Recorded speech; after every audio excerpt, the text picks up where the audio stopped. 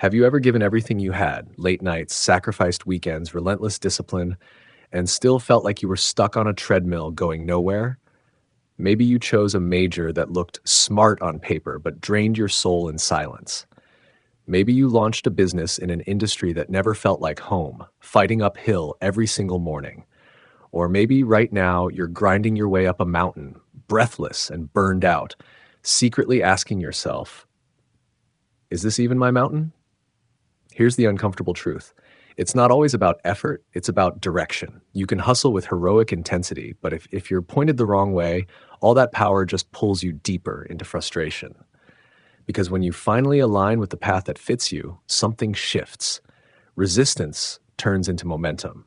Exhaustion turns into energy. And suddenly, progress doesn't feel like punishment. This is the story of a man who spent a full decade sprinting down the wrong road.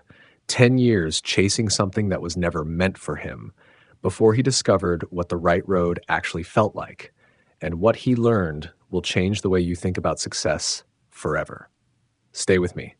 By the time this story reaches its final breath, you'll have a clear signal, an unmistakable test to know whether you're walking your road or someone else's.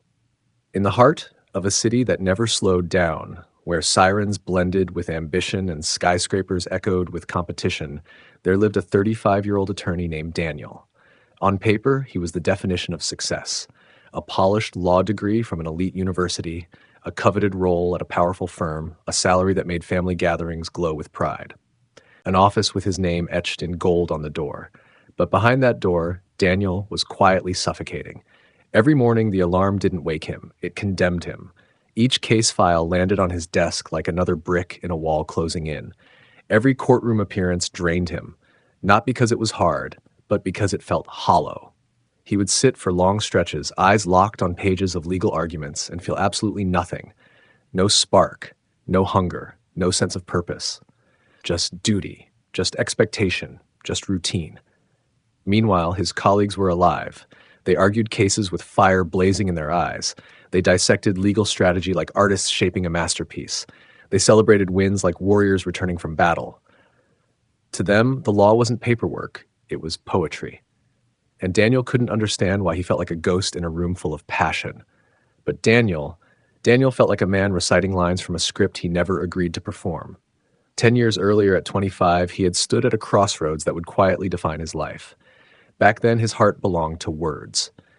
He loved crafting stories, shaping sentences, watching language turn into emotion.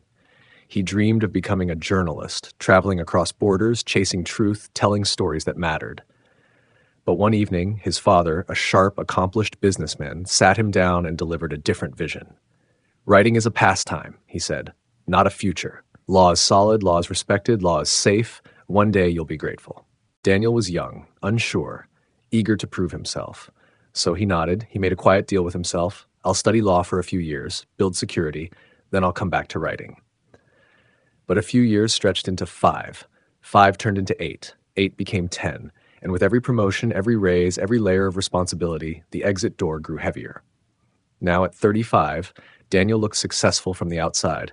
Tailored suits, polished reputation, financial comfort. Inside, he was unraveling. He worked 70-hour weeks, he met deadlines, he showed up, but his performance was flat, mechanical, predictable. He wasn't failing, but he wasn't thriving either. He was surviving in a life that never truly belonged to him. Everything cost him double. Tasks that seemed effortless for others drained him completely. He studied longer, worked later, pushed harder, yet still delivered only average results. He watched younger associates rise past him, not because they were more talented, but because they were fueled by something he didn't have, love for the work. They were swimming with the current. Daniel was fighting an invisible tide that never let up. His wife saw it before he did.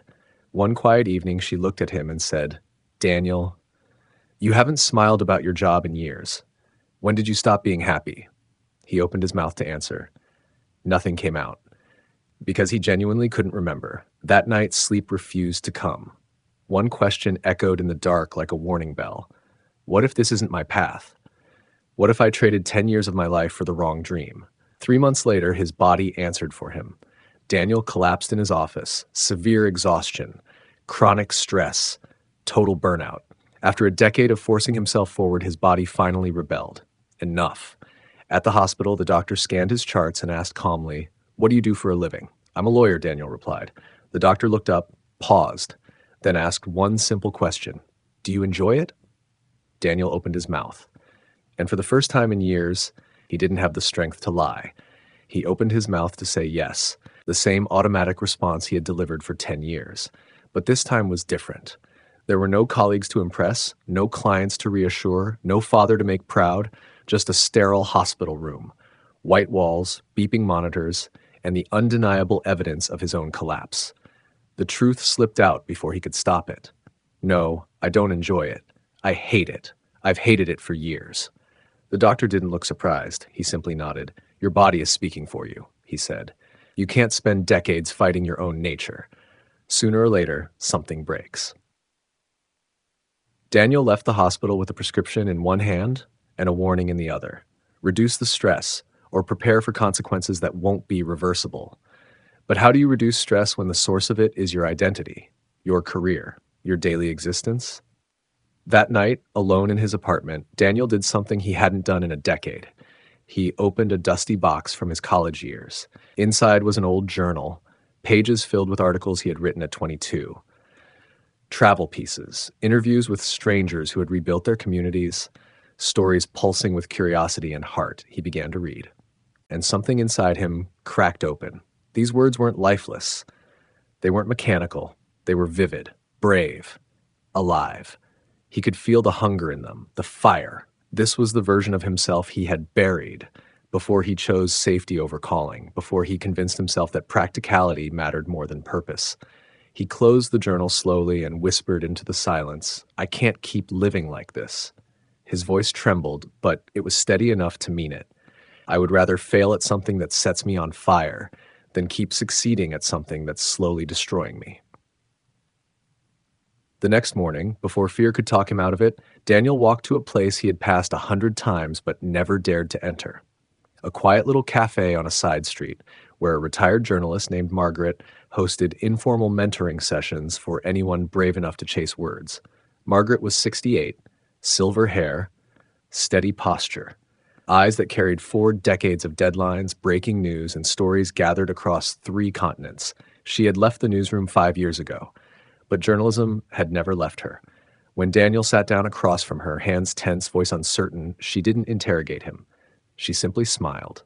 "Tell me your story." And he did. The wrong degree, the practical decision, the promotions that felt like chains, the hospital collapse, the terrifying realization that he had been climbing someone else's ladder. When he finished, he braced himself. He expected logic, a lecture about sunk costs, a reminder that 35 wasn't the age for reinvention, a warning to be realistic. Instead, Margaret reached for a napkin and a pen. Without a word, she drew 2 rivers. "Daniel, imagine 2 rivers," she began. She pointed to the first sketch. "This river flows south, and south is exactly where you want to go. You step into a boat and start rowing. You still have to work. Nothing meaningful comes without effort. But the current carries you. It supports you. Even when your arms ache, you're moving. Every stroke builds momentum. You feel progress. You feel alive." Then she tapped the second drawing. "This river flows north, but you're determined to go south anyway. So you row against it, harder than anyone in the first river. You wake up earlier, stay up later. You grind. You sacrifice." Her pen pressed harder into the paper. But no matter how strong you are, the current keeps pushing back. Every day is resistance. Every mile costs you twice the energy. Years pass, and when you finally look up, you've barely gone anywhere. She lifted her eyes and locked onto his. Both rivers demand discipline. Both require skill, but one multiplies your effort. The other neutralizes it. Her voice softened. "For 10 years, you've been rowing upstream. That's why 70-hour weeks only give you average outcomes. That's why you're exhausted. Not because you lack talent, not because you're weak, but because you're fighting your own current." The words landed deeper than any diagnosis. Daniel felt his throat tighten, and for the first time in years, the tears came, not from stress, but from recognition. For the first time in years, Daniel felt seen. Margaret continued, her voice calm but unshakable. "The right path isn't the easy path. Don't confuse those. Alignment doesn't remove difficulty, it transforms it. When you're aligned, challenges feel like growth, not punishment. Effort feels meaningful, not wasted. Hard work fuels you instead of draining you. She tapped the drawing of the rivers. Here's how you know which current you're in. She raised one finger. First sign, you lose track of time. Hours collapse into minutes when you're working. A second finger. Second, obstacles sharpen you. They don't crush you. They make you more determined. A third, progress comes faster than logic predicts. The return on your effort feels disproportionate.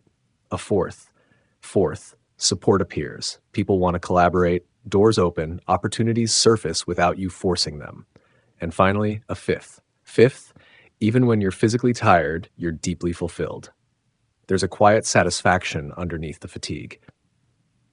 She leaned back and studied him. Daniel, you're 35. You can spend the next 30 years battling a current that was never meant for you, arriving at 65 wealthy, respected, and empty. Her gaze softened. Or you can spend 6 months redirecting your boat, and the next 3 decades actually moving with the water instead of against it. Then she slid a blank notebook across the table toward him. This, she said, is where you begin rowing in the right direction. For the next 3 months, Margaret said, you will write every single day. One article, any topic, any length, not for money, not for an audience, not for applause, just to reconnect with the part of you that feels alive when you create. She held his gaze. After 90 days, we'll decide the next move. Daniel took the notebook in both hands. It didn't feel like paper. It felt like oxygen. What if I fail? He asked quietly. Margaret smiled, not gently, but knowingly. Daniel, you're already failing. You're failing at someone else's dream. If you're going to fail, at least fail at something that makes your heart beat faster. The words hit him like cold water. The next morning, before doubt could wake up, Daniel set his alarm for 5 a.m. For 90 minutes, before the law firm, before the emails, before the suits and the scripts, he wrote. The first week was rough. Sentences stumbled, ideas felt forced. He reread paragraphs and cringed. Every day he wondered if he had romanticized this. But in the second week, something subtle shifted. The words began to flow instead of fight. He wrote about a homeless man who quietly built a street corner library from discarded books. Then he profiled a teacher who transformed a failing classroom into a sanctuary of belief. Then he dove into a local environmental issue no one else was paying attention to. And for the first time in years, when his alarm rang at 5 a.m., he didn't feel dread. He felt anticipation. For the first time in a decade, Daniel rediscovered a sensation he thought adulthood had erased. Flow. He would sit down at 5 a.m., and suddenly it was 7:15. The sun climbing through the window would startle him. 2 hours dissolved into what felt like 20 minutes. This was his current. During the day, he still showed up at the law firm. Still wore the suit. Still handled the cases. But something fundamental had shifted. He stopped obsessing over promotions, stopped chasing partnership, stopped trying to manufacture passion that wasn't there. He did his job well, clean, professional, detached. Ironically, his performance improved because he was no longer exhausted from pretending. Colleagues began to notice. Daniel, you seem different, one of them said, lighter. He was. For the first time, he wasn't fighting himself every waking hour. 90 days passed. 90 mornings, 90 articles. Some were sharp and powerful, some were ordinary, but every single one carried his voice. They were his. When the 3 months ended, Daniel walked back into Margaret's cafe, notebook in hand. I'm ready, he said. She studied him carefully. Ready for what? I'm leaving the firm. Her eyebrow lifted slightly. And you're going to do? Freelance journalism, investigative pieces, human stories, the kind that matter. He inhaled deeply. I have 3 months of savings. If I can't make it sustainable by then, at least I'll know I had the courage to try. This time, his voice didn't shake. Margaret smiled softly. Now, she said, you're finally rowing with the current. Daniel handed in his resignation. His father was outraged. You're throwing away everything. His colleagues whispered that he'd lost his mind. But his wife, the one who had watched the light fade from his eyes, held his hands and said, I'd rather be married to a fulfilled writer than a successful man who's dying inside. The first month was brutal, unpredictable income, polite rejection emails, long stretches of silence. At night, doubt crept in like a thief. But then, one breakthrough. A small local magazine published one of his stories. Then another editor reached out. Then a nonprofit commissioned him to write their annual report. Momentum. And Daniel noticed something extraordinary. As a lawyer, 10 grinding hours produced work that was merely acceptable. As a writer, 4 focused hours created something powerful. Not because writing was effortless, but because he was finally aligned. Energy replaced resistance. Ideas replaced force. Momentum replaced strain. Editors began recommending him without being asked. Clients referred him to other clients. Invitations appeared in his inbox that he hadn't even pursued. Doors opened. He didn't have to break down. Within a year, Daniel was earning what he used to make at the firm, but working half the hours and feeling twice as alive. My friend, Daniel's story isn't really about law or journalism. It's about alignment. It's about the direction of your life, your career, your relationships, your ambitions, every decision that quietly shapes who you become. Here's what most people misunderstand. The right path doesn't remove obstacles. It redefines them. On the wrong path, obstacles feel like punishment. On the right path, they feel like preparation. On the wrong path, effort feels draining, like pouring energy into a black hole. On the right path, effort compounds, like investing in something that grows.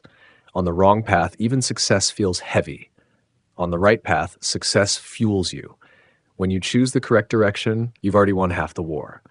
Not because the climb becomes easy, but because every step finally moves you forward instead of sideways or backward. So let me leave you with this. Ask yourself, 1, when does time disappear for you? That's a clue to your current. 2, what kind of work makes you forget your phone, your notifications, the clock? That's your river. 3, where do unexpected opportunities show up without you forcing them? That's alignment. 4, which challenges make you lean in instead of shrink back? That's direction. And one more question, perhaps the most important. If you keep rowing exactly where you are for the next 10 years, will you arrive fulfilled or just exhausted? 5, if money disappeared from the equation, no pressure, no bills, no expectations, what would you choose to do every single day? That answer matters more than you think. And if deep down you know you've been rowing upstream for years, hear this clearly. It is not too late. Daniel changed his life at 35. Margaret had seen people pivot at 50, at 60, at 70. Yes, the ideal moment to realign was a decade ago, but the next best moment is this one. You don't have to spend the next 30 years battling yourself. You don't have to reach the finish line wealthy yet empty. You don't have to earn success at the cost of your spirit. You are allowed to stop fighting your nature. You are allowed to turn your boat around. If this story stirred something you've been avoiding, don't ignore it. Share this with someone else who's standing at a silent crossroads. Sometimes we need to hear our own truth spoken out loud before we're brave enough to act on it. Tell me in the comments, what river are you in right now? And is it actually flowing where you want to go? Until next time, life is too short to spend it wrestling against your own current. Find your river, choose your direction, and let momentum work with you, not against you. Because when you're aligned with the right path, the destination doesn't have to be forced. It unfolds.